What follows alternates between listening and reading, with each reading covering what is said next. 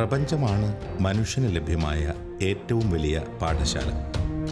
സഹസ്രാബ്ദങ്ങൾ പിന്നിട്ട മാനവചരിത്രത്തിൽ മനുഷ്യൻ തൻ്റെ നേട്ടങ്ങളെല്ലാം കരസ്ഥമാക്കിയിട്ടുള്ളത് തനിക്ക് ചുറ്റും തിരിച്ചറിഞ്ഞ സത്യങ്ങളിലൂടെയാണ്. ഐസക് ന്യൂട്ടന് ശേഷം 3 നൂറ്റാണ്ടുകൾക്കിടെ വികസിച്ച പ്രപഞ്ചവിജ്ഞാനീയവും കണികാഭൗതികവും ജീവിത യാഥാർത്ഥ്യങ്ങളെക്കുറിച്ചുള്ള ഒട്ടേറെ ചോദ്യങ്ങൾക്ക് വിശദീകരണം നൽകി. പ്രപഞ്ച സത്യങ്ങളുടെ ആഴങ്ങളിലേക്ക് ശാസ്ത്രം സഞ്ചരിക്കും തോറും മാനവരാശി കൂടുതൽ തിരിച്ചറിവുകളിലേക്കും ബോധ്യങ്ങളിലേക്കും കടന്നുവരികയാണ് ഉണ്ടായിട്ടുള്ളത്. ആധുനിക ശാസ്ത്രത്തിൻ്റെ സങ്കീർണ വീഥികളിലൂടെയുള്ള മുന്നേറ്റം ഭൗതികമായി ആധുനിക മനുഷ്യനെ മുന്നോട്ട് നയിക്കുകയാണ്.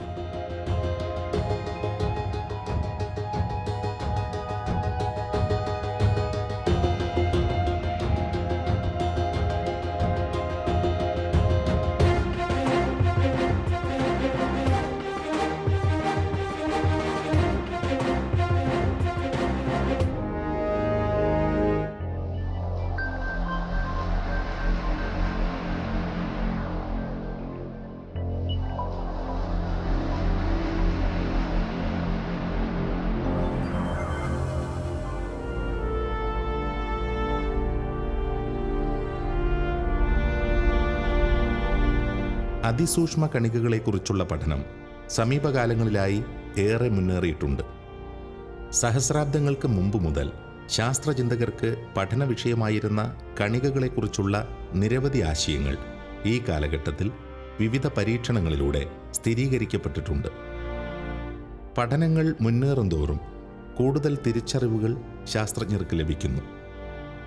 ക്രിസ്തുവിന് ചില നൂറ്റാണ്ടുകൾക്ക് മുമ്പ് പ്രപഞ്ചത്തിലെ മൂലകണങ്ങളെക്കുറിച്ച് ചിന്തിച്ച കണാദൻ എന്ന തത്വചിന്തകന്റെ പേരിൽ നിന്നാണ് ഭാരതീയ ഭാഷകളിൽ പരമാണുവിന് കണം എന്ന പേര് ലഭിച്ചത്. കണം അഥവാ കണിക എന്ന പദത്തിൻ്റെ അടിസ്ഥാനപരമായ അർത്ഥം ആറ്റം എന്നായിരുന്നുവെങ്കിലും പ്രാഥമിക കണങ്ങൾ അഥവാ എലിമെൻ്ററി പാർട്ടിക്കിളുകൾ എന്ന് ഇന്ന് വിശേഷിപ്പിക്കപ്പെടുന്നത് ആറ്റങ്ങൾക്കും അടിസ്ഥാനമായ അതിസൂക്ഷ്മ കണികകളാണ്. ക്ലാസിക്കൽ ഫിസിക്സിൻ്റെ അഥവാ ന്യൂട്ടോണിയൻ ഫിസിക്സിൻ്റെ ദീർഘകാലത്തെ ഒരു അഭിവാഞ്ഛയായിരുന്നു the search for the basic building blocks of nature.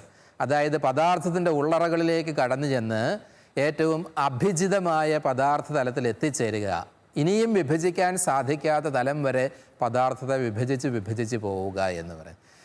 ആ രീതിയിൽ ന്യൂട്ടോണിയൻ ഫിസിക്സ് വിജയിച്ചില്ല. ക്വാണ്ടം ഫിസിക്സ് വേറെ ഒത്തിരി തലങ്ങളിലേക്ക് ഈ പദാർത്ഥത്തിൻ്റെ ഉള്ളറകളിലേക്കുള്ള യാത്രയെ കൊണ്ടുചെന്ന് എത്തിക്കുകയുണ്ടായി.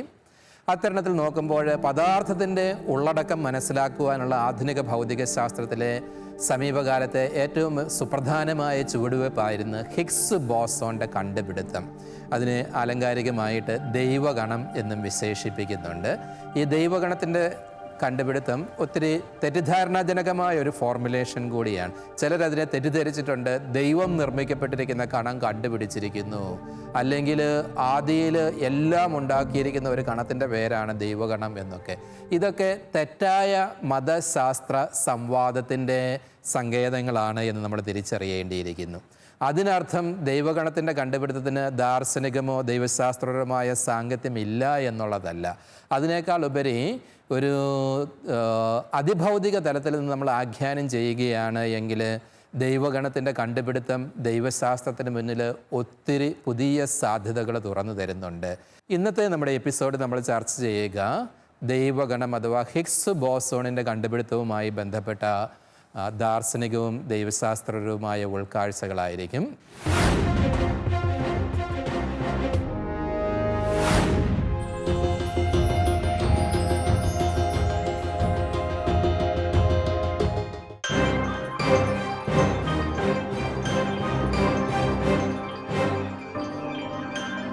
സഹസ്രാബ്ദങ്ങൾക്ക് മുമ്പ് മുതൽ തന്നെ ആറ്റം എന്ന ആശയം ചർച്ച ചെയ്യപ്പെട്ടിരുന്നുവെങ്കിലും 19-ാം നൂറ്റാണ്ടിൻ്റെ ആരംഭത്തിലാണ് തെളിവുകളുടെ അടിസ്ഥാനത്തിൽ ആറ്റങ്ങളെക്കുറിച്ച് ശാസ്ത്രലോകം ചിന്തിച്ചു തുടങ്ങിയത്.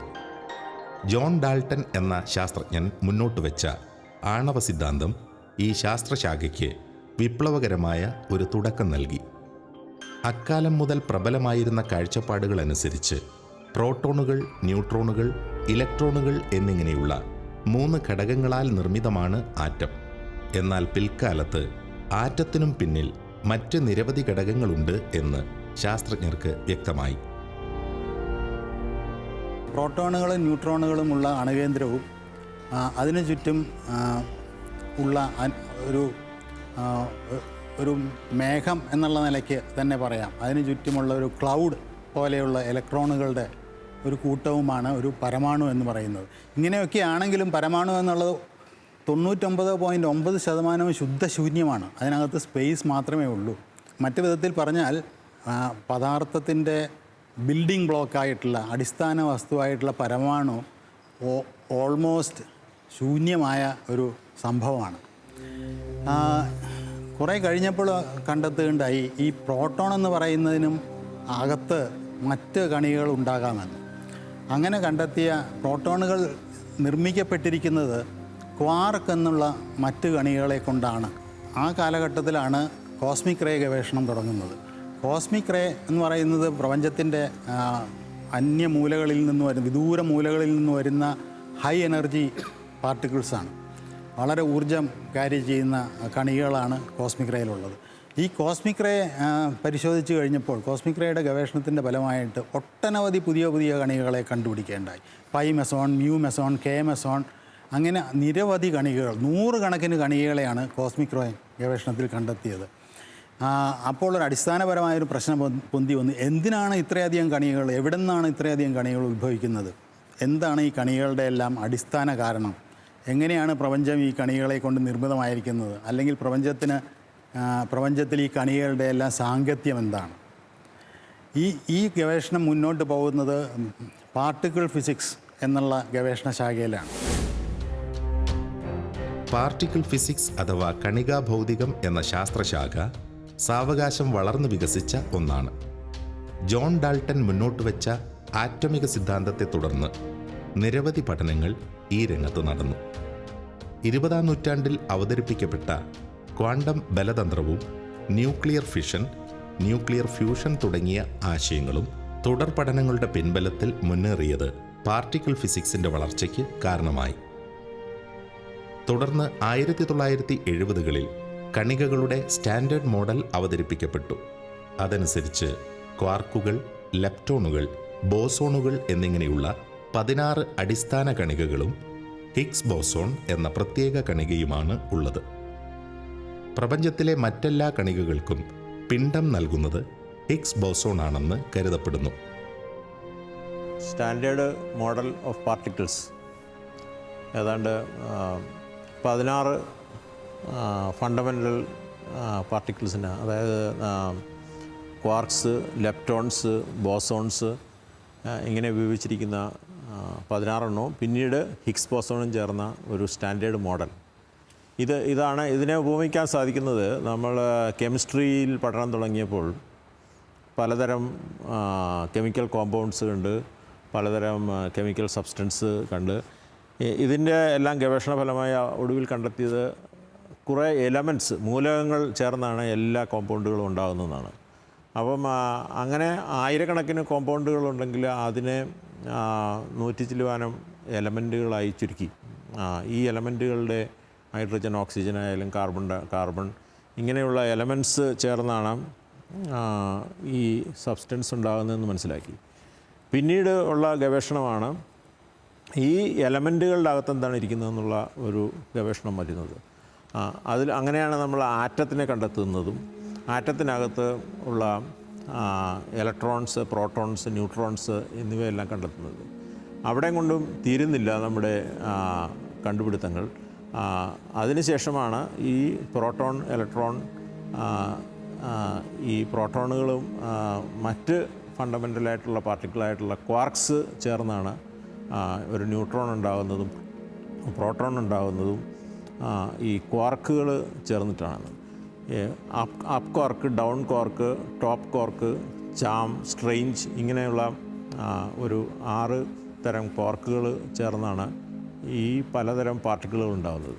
അതായത് മൂലകങ്ങൾ ചേർന്ന് കെമിക്കൽ സബ്സ്റ്റൻസ് ഉണ്ടാകുന്നത് പോലെ ആണ് നമ്മൾ ഫണ്ടമെൻ്റൽ എന്ന് കരുതിയിരുന്ന പ്രോട്ടോൺസും മറ്റും ന്യൂട്രോൺസും എല്ലാം ഉണ്ടാകുന്നത് ഈ ക്വാർക്കുകൾ ചേർന്നാണെന്നുള്ള കണ്ടെത്തി.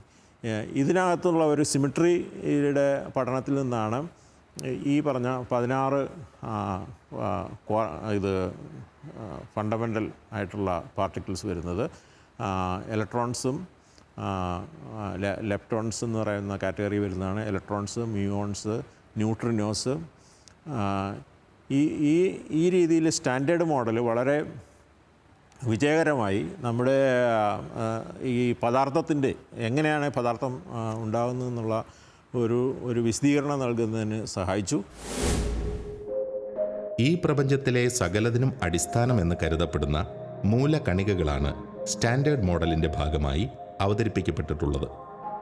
ഘടന കൊണ്ടും സ്വാഭാവിക സവിശേഷതകൾ കൊണ്ടും അതിസങ്കീർണമാണ് ഈ മൂലകണങ്ങൾ അഥവാ എലമെൻ്ററി പാർട്ടിക്കിളുകൾ.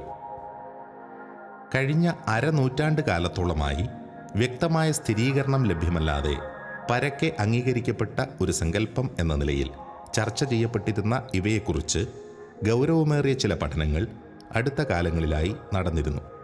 മറ്റുള്ള കണികകളെക്കുറിച്ച് ശാസ്ത്രലോകത്തിന് ഇതിനകം വ്യക്തത ലഭിച്ചിരുന്നെങ്കിലും ഹിഗ്സ് ബോസോണുകളെക്കുറിച്ചുള്ള അറിവുകൾ സങ്കല്പങ്ങളുടെ തലത്തിൽ മാത്രം ഒതുങ്ങി.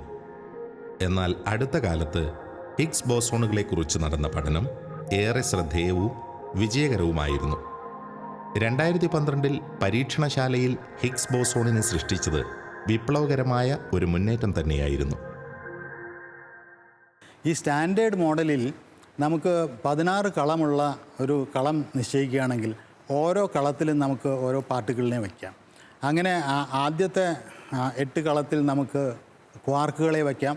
പിന്നീടുള്ള 8 കളത്തിൽ നമുക്ക് ലെപ്റ്റോണുകളെ വയ്ക്കാം. ഇങ്ങനെ എല്ലാ ലെപ്റ്റോണുകളെയെല്ലാം വെച്ച് കഴിയുമ്പോൾ നമുക്ക് എല്ലാ പാർട്ടിക്കിളെയും അതിൽ നിന്ന് ഉണ്ടാക്കാൻ സാധ്യമാണ്. നമ്മൾ ഒബ്സർവ് ചെയ്ത എല്ലാ പാർട്ടിക്കിളുകളെയും എല്ലാ കണികകളെയും ഈ അടിസ്ഥാനപരമായ ഈ 16 കളങ്ങളിൽ നിന്ന് 4x4 കളങ്ങളിൽ നിന്ന് ഉണ്ടാക്കുക സാധ്യം. ഈ 4x4 ഒരു ഗ്രൂപ്പിൻ്റെ ഫലമാണ് കേട്ടോ, ഉണ്ടാക്കുക സാധ്യമാണ്. അതിൽ നിന്ന് തെറ്റിത്തെറിച്ച് നിൽക്കുന്ന ഒരു സാധനം കൂടി, ഒരു കളം കൂടി ഉണ്ട്.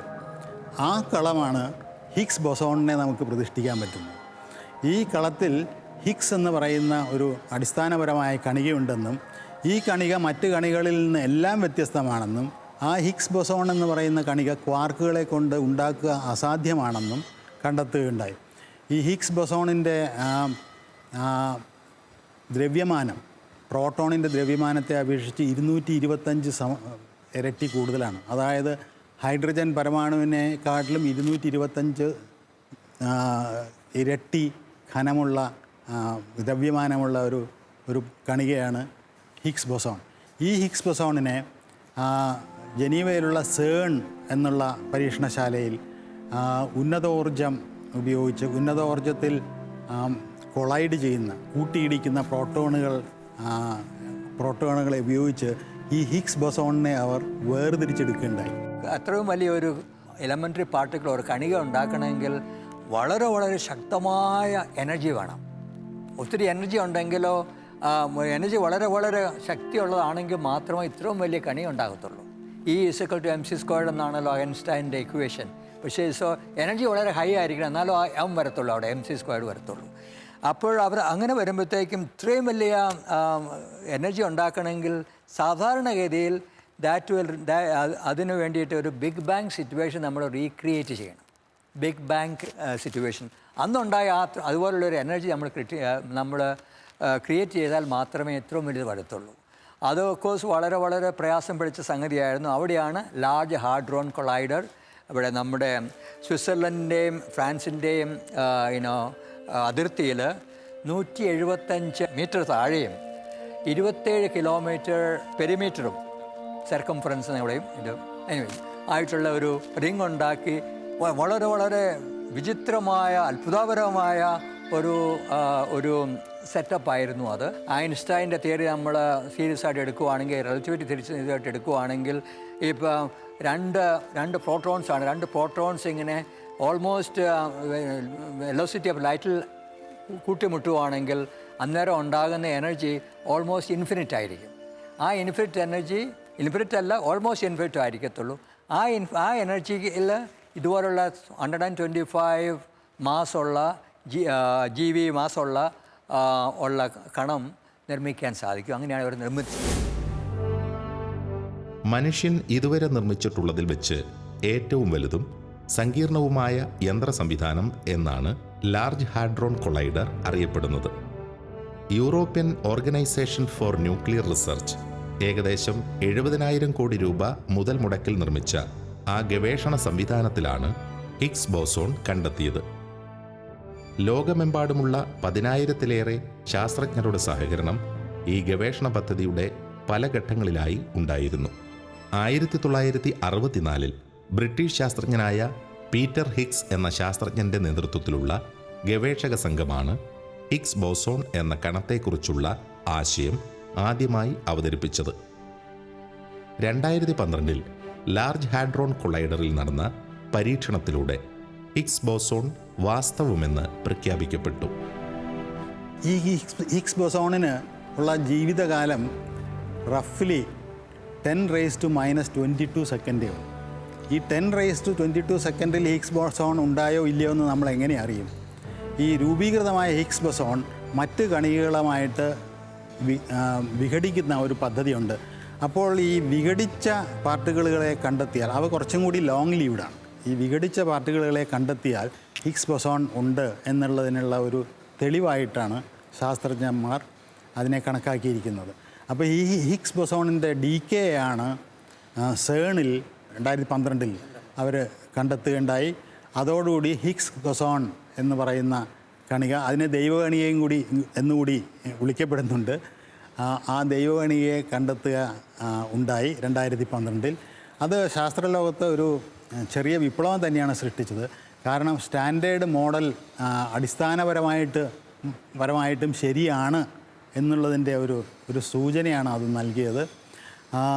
ഹിഗ്സ് ബോസോണിൻ്റെ കണ്ടുപിടുത്തത്തിന് ശേഷം 2013 എഗ്ലർട്ട്, പീറ്റർ ഹിഗ്സ് എന്നിവർക്ക് നോബൽ പ്രൈസ് ലഭിക്കുകയുണ്ടായി.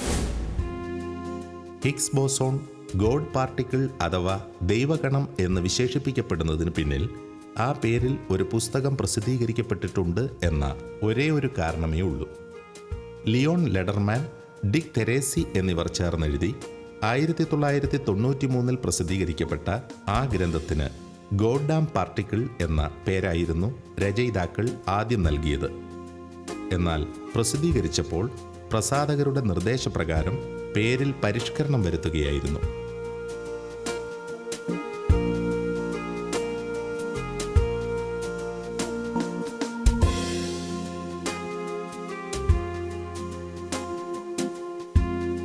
കണികകളുടെ ലോകത്തെ നിയമങ്ങളും അവയ്ക്ക് പിന്നിലെ രഹസ്യങ്ങളും ഒരു അത്ഭുതത്തിൻ്റെ കലവറയാണ്. മഹാവിസ്ഫോടന സിദ്ധാന്തത്തിനൊപ്പമാണ് സ്റ്റാൻഡേർഡ് മോഡൽ എന്ന സങ്കീർണ ആശയത്തിൻ്റെ സ്ഥാനം.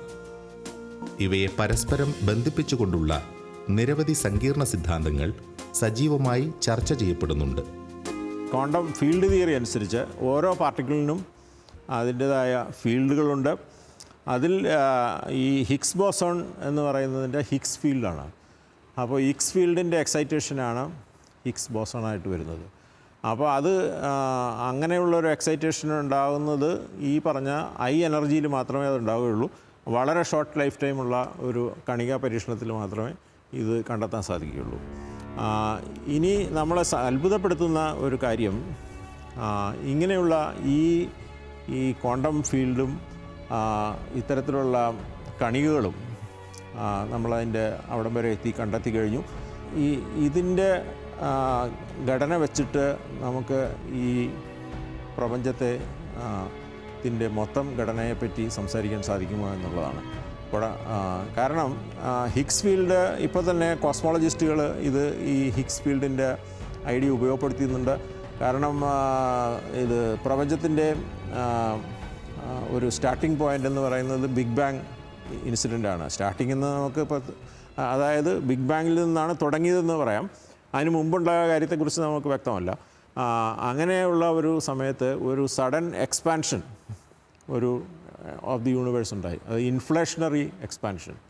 ഈ ഇൻഫ്ലേഷണറി എക്സ്പാൻഷൻ ഒരു സ്കേലാർ ഫീൽഡിൻ്റെ ആവശ്യമുണ്ട്.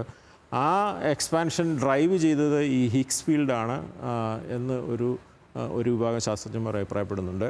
അങ്ങനെ ഈ പാർട്ടിക്കിൾ ഫിസിക്സിലൂടെ കണ്ടെത്തുന്ന കാര്യങ്ങൾ ഇപ്പം നമുക്ക് വളരെ സൂക്ഷ്മമായിട്ടുള്ള കണികകളാണെങ്കിലും ഈ കണികകളും അതിനോടനുബന്ധിച്ചുള്ള വിജ്ഞാനവും ഇപ്പം പ്രപഞ്ചം ഉണ്ടായത് തന്നെ ഈ പറഞ്ഞ ഫീൽഡുകളിലുണ്ടായ ഒരു ക്വാണ്ടം ഫ്ലക്ച്വേഷനായിട്ടാണ് കാണുന്നത്. 1960കളിലാണ് കണികാ ഭൗതികത്തിൽ ഗവേഷണം നടത്തിവന്ന ശാസ്ത്രജ്ഞർക്ക് ഹിഗ്സ് ഫീൽഡ് എന്ന ഒന്നിൻ്റെ പ്രാധാന്യം വ്യക്തമായത്. സ്റ്റാൻഡേർഡ് മോഡൽ അനുസരിച്ച് വിശദീകരിക്കപ്പെട്ട മറ്റ് കണികകൾക്ക് പിണ്ഡം അഥവാ മാസ് ലഭിക്കുന്നതെങ്ങനെയെന്ന ആശയക്കുഴപ്പത്തിനുള്ള ഉത്തരമായിരുന്നു ഹിഗ്സ് ഫീൽഡ് എന്ന ആശയം. അതനുസരിച്ച് ഹിഗ്സ് ഫീൽഡിലാണ് എല്ലാ കണികകളും നിലനിൽക്കുന്നത്. വളരെ സങ്കീർണമായ സിദ്ധാന്തമാണ് അത്. അപ്പോൾ ഈ ഹിഗ്സ് ഫീൽഡ് എന്നുള്ളത് വളരെ സുപ്രധാനമായൊരു കൺസെപ്റ്റാണ്. ഹിഗ്സ് ഫീൽഡ് പ്രപഞ്ചമാകെ നിറഞ്ഞിരിക്കുന്നു. ഹിഗ്സ് ഫീൽഡിൽ ഒരിടത്തുണ്ടാകുന്ന ഏതൊരു ചലനവും ഹിഗ്സിൻ്റെ വേറെ മറ്റു വശങ്ങളെ സ്വാധീനിക്കുക സാധ്യമാണ്. പിന്നെ മറ്റൊരു വിധത്തിൽ പറഞ്ഞാൽ പ്രപഞ്ചമെല്ലാം ഒന്ന് തന്നെയാണ്. ഹിഗ്സ് ഫീൽഡിൽ എവിടെ ഉണ്ടാകുന്ന ഒരു ചലനവും പ്രപഞ്ചത്തിൻ്റെ ഏത് മൂലയ്ക്കിലും ഏത് വിധത്തിലും അനുഭവപ്പെടാം. അതൊരു പാർട്ടിക്കിളായിട്ട് അനുഭവപ്പെടാം, അത് പ്രകാശമായിട്ട് അനുഭവപ്പെടാം, പലതരത്തിലും അത് അനുഭവപ്പെടാൻ പറ്റും. ഈ വേറൊരു വിധത്തിൽ പറഞ്ഞാൽ നമ്മളൊരു ഹിഗ്സ് ഫീൽഡിൽ എംബഡഡ് ചെയ്തിട്ടുള്ള കാര്യങ്ങളാണ്. ദ്രവ്യവും വസ്തുവും ജീവനും ജീവികളും എല്ലാം ഹിഗ്സ് ഫീൽഡിൽ ആണ് നിലകൊള്ളുന്നത്. ഭൗതികശാസ്ത്രത്തിൻ്റെ വളർച്ച വിപ്ലവകരമാണ്. സാമാന്യ മനുഷ്യൻ്റെ അടിസ്ഥാന ധാരണകൾക്കപ്പുറം ഭൗതികശാസ്ത്രത്തിൻ്റെ തിരിച്ചറിവുകൾ ഏറെ മുന്നേറിയിരിക്കുന്നു. മാനവരാശിയെ വലിയ തിരിച്ചറിവുകളിലേക്ക് നയിക്കുവാൻ പോകുന്ന 2 സാധ്യതകളാണ് ഭൗതികശാസ്ത്രത്തിന് ഇന്നുള്ളത്. അതിലൊന്ന് പ്രപഞ്ചവിജ്ഞാനീയവും അടുത്തത് കണികാ ഭൗതികവുമാണ്. ഈ 2 രംഗങ്ങളിലും സമീപകാലത്തായി നിർണായകമായ 2 നേട്ടങ്ങൾ ശാസ്ത്രം കൈവരിച്ചിട്ടുണ്ട്. അത് രണ്ടും പരസ്പര ബന്ധമുള്ളവയാണ് എന്നതും ഇരു ശാസ്ത്രശാഖകളെയും പരസ്പരം സ്വാധീനിക്കുന്നതാണ് എന്നുള്ളതും അതിശയകരമാണ്. തത്വശാസ്ത്രപരമായും ദൈവശാസ്ത്രപരമായും ഇത്തരം കണ്ടെത്തലുകളിലൂടെ നമുക്ക് ലഭിക്കുന്ന ഉൾക്കാഴ്ചകൾ മഹത്തരമാണ്. 21ാം നൂറ്റാണ്ടിൻ്റെ 2ാം ദശകത്തിലുണ്ടായ ഏറ്റവും സുപ്രധാനമായ കണ്ടുപിടുത്തങ്ങളിൽ ഒന്ന്, 2 പ്രധാന കണ്ടുപിടുത്തങ്ങൾ ഉണ്ടായിട്ടുണ്ട്. ഒന്ന് ഗ്രാവിറ്റേഷണൽ വേവിൻ്റെ ഡിസ്കവറിയാണ്, മറ്റത് ഹിഗ്സ് ബോസോണിൻ്റെ ഡിസ്കവറിയാണ്. അങ്ങനെ സുപ്രധാനമായൊരു ഡിസ്കവറിയാണ് ഹിഗ്സ് ബോസോണിൻ്റേത്. ഹിഗ്സ് ഫീൽഡിൻ്റെയും ഹിഗ്സ് ബോസോണിൻ്റെയും നിലനിൽപ്പോടുകൂടി ശാസ്ത്രലോകം കൂടുതൽ സമ്പുഷ്ടമായി എന്നാണ് ഞാൻ കരുതുന്നത്. അതിൻ്റെ ദൈവശാസ്ത്രപരമായും ദാർശനികമായുമുള്ള കോൺസിക്വൻസുകൾ ആളുകൾ ഇപ്പോൾ ചർച്ച ചെയ്തുകൊണ്ടിരിക്കുകയാണ്. ശാസ്ത്രം എല്ലാം നേടി എന്ന പൊതുധാരണയുണ്ടായിരുന്ന ഒരു കാലഘട്ടത്തിൽ നിന്നും ശാസ്ത്രം എവിടെയും എത്തിയിട്ടില്ല എന്ന തിരിച്ചറിവിലേക്ക് ചിന്തകർ എത്തിച്ചേർന്നത് വളരെ പെട്ടെന്നായിരുന്നു. ശാസ്ത്രം എന്നത് അതിവിശാലമായ ഒരു പ്രപഞ്ചത്തിലേക്ക് തുറന്നിട്ടിരിക്കുന്ന കിളിവാതിൽ മാത്രമായി മാറുകയാണ്. ദൂരെ തിരിച്ചറിയുന്ന അത്ഭുതകരവും അവ്യക്തവുമായ കാഴ്ചകൾ വ്യക്തമാക്കുന്നത് ഈ അതിസങ്കീർണ പ്രപഞ്ചത്തിന് പിന്നിൽ ഒരു മഹാനായ സംവിധായകൻ ഉണ്ട് എന്നു തന്നെയാണ്. പണ്ടത്തെ ഒരു പഴഞ്ചൊല്ലുണ്ടായിരുന്നല്ലോ, the boom of science is the doom of God and religion. Science വളരുന്നിടത്തോളം കാലം റിലിജന്, ഗോഡിനും റിലിജനും അധംപതനാവുക ഉണ്ടാകുക എന്നുള്ളത്. അതല്ല ഞാൻ കാണുന്നത്. ഞാനിപ്പോൾ നമ്മൾ നോക്കിക്കേ, ഈ ഹിഗ്സ് ബോസോൺ 16-17 പാർട്ടിക്കിൾസ് അവരെല്ലാവരും ഒരുമിച്ച് കൂടി പ്രവർത്തിച്ചാൽ മാത്രമേ ഈ പ്രപഞ്ചം നടക്കത്തുള്ളൂ. അപ്പോൾ അതിൽ നിന്ന് എനിക്ക് മനസ്സിലാകുന്നത് ഈ പ്രപഞ്ചം സൃഷ്ടിച്ച ആളിൻ്റെ ബുദ്ധി എത്ര ബുദ്ധിയും ജ്ഞാനവും എത്ര വലുതായിരിക്കണം, എത്ര മഹത്തായിരിക്കണം, എത്ര വലുതായിരിക്കണം. അപ്പോൾ അങ്ങനെ നോക്കുമ്പോഴത്തേക്കും ഇത് the boom of science is not the doom of religion. That is that boom of science is really a good thing for religion, good thing for humans. അതുകൊണ്ട് നമുക്ക് സയൻസ് നമ്മൾക്ക് എന്തേരം പ്രോത്സാഹിപ്പിക്കുക അത്രയും പ്രോത്സാഹിപ്പിക്കുക. അതേസമയം അതിൻ്റെ ഇംപ്ലിക്കേഷൻസും അതുപോലുള്ള ജ്ഞാനവും കണ്ടെത്താനായിട്ട് ശ്രമിക്കുക. അങ്ങനെ പോയി കഴിയുമ്പോഴത്തേക്കാണ് സയൻസ് റിലിജൻ ഡയലോഗിന് ഒരു മീനിങ് ഉണ്ടാകുന്നത്, ഒരു അർത്ഥം ഉണ്ടാകുന്നത്, ഒരു വാല്യൂ ഉണ്ടാകുന്നത്. അതിസൂക്ഷ്മ കണികകളെക്കുറിച്ചുള്ള പഠനം വെളിപ്പെടുത്തുന്നത് ഈ ബൃഹത് പ്രപഞ്ചത്തിൻ്റെ ഇതുവരെ ദൃശ്യമാകാതിരുന്ന മറ്റൊരു രൂപമാണ്. ചെറുതും വലുതും ഒന്നു തന്നെയെന്ന ചിന്ത ആഴമുള്ള പഠനങ്ങൾ നമുക്ക് സമ്മാനിക്കുന്നുണ്ട്. നമ്മുടെ ജീവിതം, ചിന്തകൾ, നാം വസിക്കുന്ന ഈ ഭൂമി തുടങ്ങിയവയെല്ലാം ഇവിടെ വലിയ തത്വശാസ്ത്രങ്ങളായി മാറുന്നു. എന്താണ് സത്യമെന്ന ചോദ്യം അവിടെ അവശേഷിക്കുകയാണ്. ആംഗലേയ കവിയായ വില്യം ബ്ലേക്കിൻ്റെ വിഖ്യാതമായ വരികളാ to see a whole universe in a grain of sand and a whole heaven in a drop of water. ഒരു ജലഗണികയിൽ ഒരു സ്വർഗം മുഴുവനും, ഒരു മണൽത്തരയിൽ ഒരു വിശ്വം മുഴുവനും കാണാൻ നമുക്ക് സാധിക്കുമെന്നുള്ളത്. ഹിഗ്സ് ബോസോൺ, സർവ്വവ്യാപിയായ ഹിഗ്സ് ഫീൽഡിലുണ്ടാകുന്ന സർവ്വസാന്നിധ്യമായ ഹിഗ്സ് ബോസോണിനെ പറ്റിയാണ് നമ്മൾ ചർച്ച ചെയ്തുകൊണ്ടിരുന്നത്. ഇതിൽ തന്നെ വലിയൊരു പാരഡോക്സ് ഉണ്ട്. പ്രപഞ്ചത്തിലെ ഏറ്റവും ചെറുതിനെ പഠിക്കാൻ വേണ്ടി നമുക്ക് ഏറ്റവും ബൃഹത്തായ ലബോറട്ടറി സെറ്റപ്പ് തന്നെ വേണ്ടി വരുന്നു. 27 കിലോമീറ്റർ വ്യാപ്തിയുള്ള പരീക്ഷണശാലയിൽ ഈ മൈന്യൂട്ടസ്റ്റ് പാർട്ടിക്കിളിനെ പഠിക്കുവാൻ വേണ്ടി ശ്രമിക്കുന്നത് എന്ന് പറയുന്നത് തന്നെ വളരെ അത്ഭുതകരമായിരുന്നു. പക്ഷേ ഈ ഏറ്റവും പരമാണുവിനെ അറിഞ്ഞു കഴിഞ്ഞാൽ, ഏറ്റവും ചെറുതിനെ അറിഞ്ഞു കഴിഞ്ഞാൽ ഏറ്റവും ബ്രഹ്മാണ്ഡമായതിനെ നമുക്ക് മനസ്സിലാക്കാനും സാധിക്കുമെന്നുള്ളതാണ്. ഈ ബൃഹത് പ്രപഞ്ചം മുഴുവനും ഒരു ചെറു കണികയിൽ ഉണ്ട് എന്നുള്ള ബ്ലേക്കിൻ്റെ ഉൾക്കാഴ്ച തന്നെയാണോ ഭൗതികശാസ്ത്രവും ആലങ്കാരികമായിട്ട് ഇവിടെ പങ്കുവയ്ക്കുന്നത് എന്ന് നമ്മളപ്പോൾ സംശയിച്ചു പോവുകയാണ്. ഫ്രിജോഫ് കാപ്രയുടെ ടൗ ഓഫ് ഫിസിക്സ് ഒത്തിരി വിമർശന വിധേയമായിട്ടുള്ള ഗ്രന്ഥമാണ്. എങ്കിലും അതിലദ്ദേഹം പങ്കുവയ്ക്കുന്ന ചില ദാർശനിക ഉൾക്കാഴ്ചകൾ പരിഗണനാർഹമാണ് എന്ന് തോന്നുകയാണ്. ആദിയിലുണ്ടായിരുന്നത് ഹിഗ്സ് ഫീൽഡ് ആണ് എന്ന് നമ്മൾ ചർച്ച ചെയ്യുകയുണ്ടായിരുന്നുവല്ലോ. ടൗ ഓഫ് ഫിസിക്സ് എഴുതപ്പെടുന്നത് ഹിഗ്സ് ഫീൽഡിനെ പറ്റിയുള്ള പരാമർശങ്ങളൊക്കെ വരുന്നതിന് മുമ്പ് തന്നെയാണ്. അദ്ദേഹവും വിഭാവനം ചെയ്യുന്നത് ഗ്രാൻഡ് യൂണിഫിക്കേഷൻ്റെ കോണ്ടസ്റ്റിൽ തന്നെയാണ്. ഒരു അൾട്ടിമേറ്റ് യൂണിഫൈഡ് ഫീൽഡ് ഈ പ്രപഞ്ചത്തിനുണ്ടാവാം. അല്പം ദൈവശാസ്ത്ര സ്വാതന്ത്ര്യത്തോടെ അദ്ദേഹം ഇങ്ങനെയൊരു നിഗമനം നടത്തുകയാണ്. മേ ബി ഒരുപക്ഷെ the Brahman of the Hindus or the Dharmakaya of the Buddhists or the Tao of the Taoists may be the ultimate unified field from which all that we are thinking of in physics may be emerging എന്ന് പറയും. ഇത് questionable ആയിട്ടുള്ളൊരു പ്രമിസാണ് എന്ന് science legend ഡയലോഗിൽ informed ആയിട്ടുള്ളവർക്ക് മനസ്സിലാക്കാൻ സാധിക്കും. എന്നിരുന്നാൽ തന്നെയും ചില സൂചനകൾ ഇത് നമുക്ക് തരുന്നുണ്ട്. അതിഭൗതിക തലത്തിൽ ശാസ്ത്ര സംവാദങ്ങൾ നടത്തുന്നതിലേക്ക് എന്നുള്ളതിൽ തെറ്റില്ല എന്ന് തന്നെ തോന്നുകയാണ്. ക്രൈസ്തവ ദൈവശാസ്ത്രത്തിൻ്റെ പശ്ചാത്തലത്തിൽ നമ്മൾ ഗ്രിഗറി ഓഫ് നൈസയെ ഉദ്ധരിച്ചതും ഈ കോണ്ടസ്റ്റിൽ തന്നെയാണ്. പദാർത്ഥം എന്ന് തന്നെ പറയുന്നത് തന്നെ ദൈവത്തിൻ്റെ ഊർജമായിട്ട് നമുക്ക് ചിന്തിക്കുവാനായിട്ട് സാധിക്കുമോ എന്നുള്ളത്. അതുകൊണ്ട് ഹിഗ്സ് ബോസോണിൻ്റെ കണ്ടുപിടുത്തം അഥവാ ദൈവഗണത്തെ പറ്റിയുള്ള പുതിയ ചിന്തകൾ, അതിലൂടെ നമുക്ക് ലഭിക്കുന്ന ശാസ്ത്രവിജ്ഞാനീയം, തത്സമയം തന്നെ ദൈവശാസ്ത്രപരമായ ഒത്തിരി സാധ്യതകളും പുതിയ കാഴ്ചപ്പാടുകളും സമീപനങ്ങളുമൊക്കെ നമുക്ക് തുറന്നു തരുന്നുണ്ട് എന്നുള്ളത് നിസ്തർക്കമായ ഒരു വസ്തുതയാണ്. ഭൗതികശാസ്ത്രത്തിൻ്റെ ഉള്ളറകളിൽ നിന്ന് നമുക്ക് ലഭിക്കുന്ന ബോധ്യങ്ങൾ ഏറെ വിലപ്പെട്ടതാണ്. കണ്ണുകൊണ്ട് കാണുന്നതും ബോധമനസ്സുകൊണ്ട് ഗ്രഹിക്കുന്നതുമല്ല സത്യം എന്ന ഉൾക്കാഴ്ച ഇത്തരം ശാസ്ത്രീയ നിരീക്ഷണങ്ങൾ നമുക്ക് സമ്മാനിക്കുന്നു. ശാസ്ത്ര വിഷയങ്ങളിലുള്ള തുറന്ന പഠനങ്ങൾ അനവധി ആത്മീയ ബോധ്യങ്ങളും നമുക്ക് നൽകുന്നു.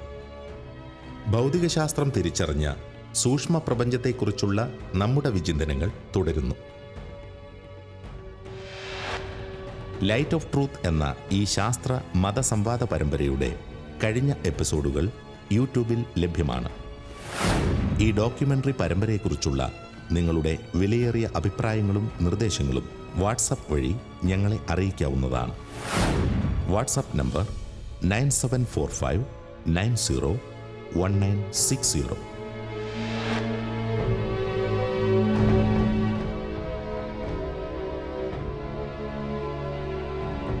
Energy cannot be created or destroyed. വളരെ ഒരു പ്രത്യേക സ്റ്റേറ്റ്മെൻറ്റാണത്. അതായത് എനർജി ഒരു രീതിയിൽ നിന്ന് മറ്റൊരു രീതിയിലേക്ക് കൺവേർട്ട് ചെയ്യുന്നതല്ലാതെ പുതിയതായിട്ടൊരു എനർജി നമ്മുടെ പ്രപഞ്ചത്തിൽ ഉണ്ടാക്കാൻ പറ്റുന്നില്ല. എന്തുകൊണ്ട് ഈ മാറ്റർ എനർജി നമ്മുടെ മുമ്പിൽ നിലനിൽക്കുന്നു? അതാണ് നമ്മുടെ ഫിലോസഫിക്കലി കോർ ക്വസ്റ്റ്യൻ. അതായത് ഈ ലോകം മുഴുവനും പാഴും ശൂന്യവുമായിരുന്നു, ഡിസോർഡറിൻ്റെ അങ്ങേ അറ്റമായിരുന്നു. ആ ഡിസോർഡറിൽ നിന്ന് എങ്ങനെ ഓർഡർ ഒറിജിനേറ്റ് ചെയ്തു എന്നുള്ളതിൻ്റെ ആൻസർ തരുന്നത് സെക്കൻഡ് ലോയാണ്. അതായത് ഫസ്റ്റ് ലോ തെർമോഡൈനാമിക്സ് പറയുന്നു energy matter can neither be created nor destroyed. അതിൻ്റെ ഒരു വകഭേദമായിരിക്കും നത്തിങ് കംസ് ഫ്രം നത്തിങ്. ശാസ്ത്രം എന്ന ലോകത്തിൻ്റെ ഉത്ഭവം തന്നെ വിഭാവനം ചെയ്യുന്നത് ഊർജ നിയമങ്ങളുടെ ബലത്തിലാണ്. അതുപോലെ തന്നെ ലോകം എങ്ങനെ അവസാനിക്കാൻ പോകുന്നുവെന്നുള്ളത് ശാസ്ത്രം വിഭാവനം ചെയ്യുന്നതും ഊർജത്തെ മനസ്സിലാക്കിക്കൊണ്ട് തന്നെയാണ്.